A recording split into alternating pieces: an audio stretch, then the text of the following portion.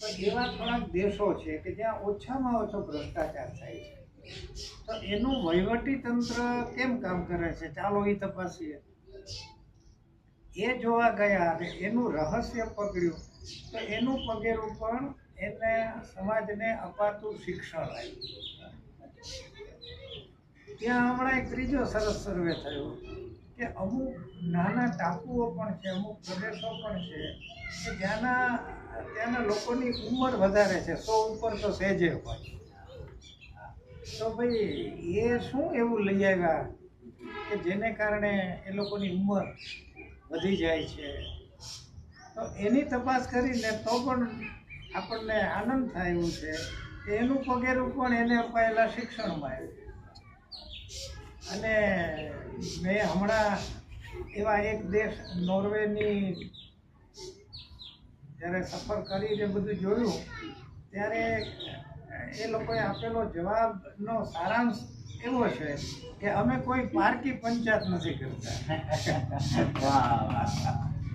અને અમે અમારા જીવનને જ સમૃદ્ધ કરવા મથીએ છીએ. ત્યારે મને આપણા ઋષિવર્ય સ્થાપક નાના દાદાનું વાક્ય યાદ આવ્યું કે નાના દાદાએ આપણને સૌને સમજાય ને એવું એક અદ્ભુત વાક્ય. આપણને પ્રશ્ન થાય કે તો હવે એમને શું ખૂટે છે? તમામ પ્રકારની ભૌતિક સુવિધાઓ એ મેળવી ચૂક્યા હોવા છતાં એ લોકોના જીવનમાં, સમાજમાં એ શાંતિ દેખાતી નથી. આજે જ આપણે જોઈએ છીએ કે તમામ ટીવી ચેનલો, છાપાઓ કે સમૂહ માધ્યમો તમે જુઓ તો સમગ્ર વિશ્વમાં એટલું બધું એવું થઈ રહ્યું છે કે જે આપણને ગમતું નથી. આપણને એમ થાય કે માણસ આવું શા માટે કરે છે, એને શા માટે એકબીજાના રાગ, દ્વેષ, સ્પર્ધાથી આવું ખોટું કરે છે. તો આમ આપણું ભારતીય દર્શન, આપણા વેદ, ઉપનિષદો એ બધામાંથી તો આપણને એવું જોવા મળે છે કે માણસ એ સંવેદનશીલ પ્રાણી છે અને એની પાસે સંવેદના છે.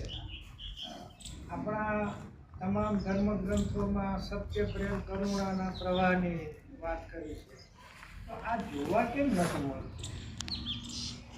આ ક્યાં ખોવાઈ ગયું? હવે જ્યારે આવો પ્રશ્ન બીજાઓને પણ થયો જ છે અને થયો એટલે એમણે તપાસ કરી કે તો પછી શાંતિ છે ક્યાં?